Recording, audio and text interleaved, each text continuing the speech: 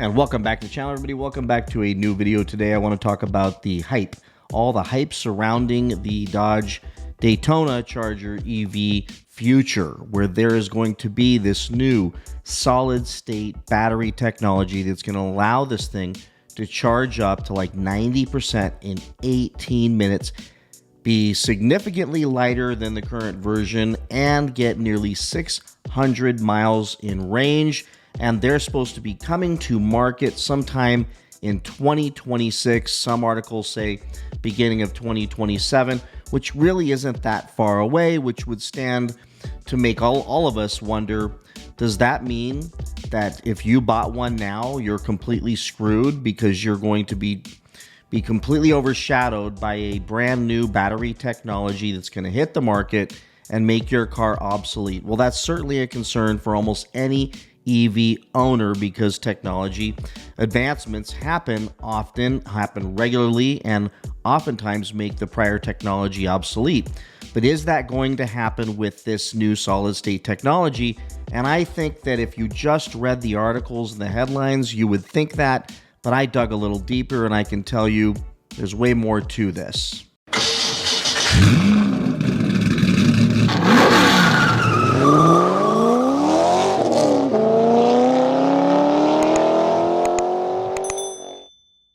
All right, so let me show you the details, and I'm going to try to make this a fairly short video just to get the point across, because so many comments have been happening in my videos lately telling me, but Brad, technology is improving, and we're going to have this new solid-state battery technology, and the Motor Trend said that thing's coming in 2027, maybe even 2026.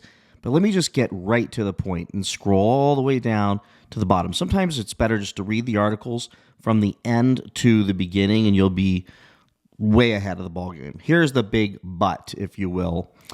While it's possible this tech could be on the 2027, Stellantis states it'll only be in a small demonstrator fleet. But why is that? Why is that happening?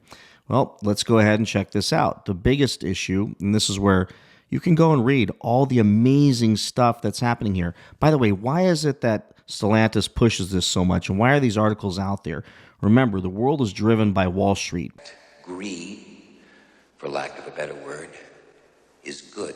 Whether we like it or not, if Stellantis can say that they've got new technology coming out with a partner, which is Factorial, and they'll be able to deliver this incredible range, incredible performance, and completely update these cars and make them the greatest EVs ever to enter the planetary environment, then their stock price could recover. And right now, they need that to happen more than anything. So over the last 2 weeks, we've heard all this great news about this thing coming in 2026.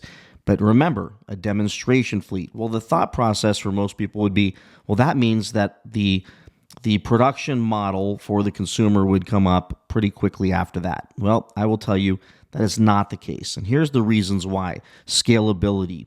They can't scale this thing up to be able to make enough of those batteries to get the cost right. So here's the issue. In this next article, which is the A samples can be 10, 20, or even 30 times more expensive than regular lithium ion cells, this lady added.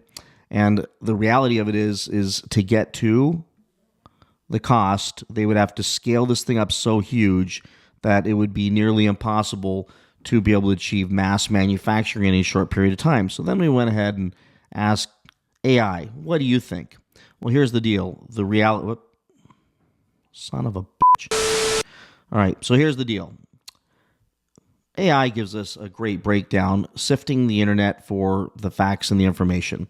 And I'd like to think that this makes a lot more sense. So they're saying it could take several years for Factorial solid-state batteries to be fully scaled up for the Dodge Charger and other vehicles and become available to the public. While demonstration fleets definitely will happen, are expected to be on the road in as early as 26. We know that means 27. We know that means maybe even late 27. Widespread mass production could take a few more years.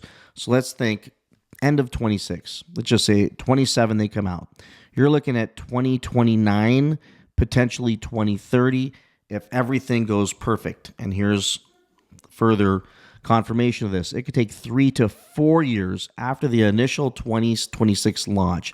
So let's just do the math on that one.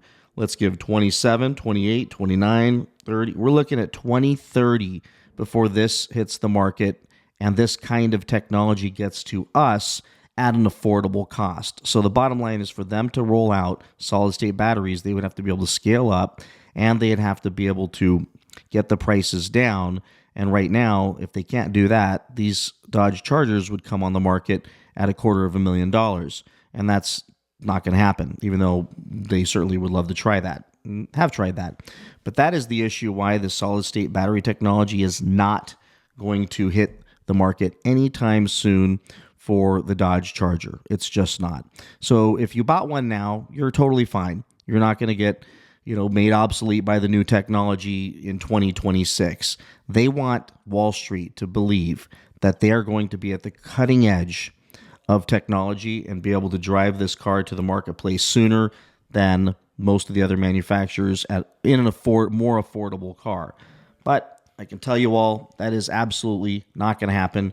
We will be rounding the corner of 2029, 2030 before that happens. I cannot imagine that it getting here any sooner. But let's just say magic happens and it gets to us in 2028 or 2029.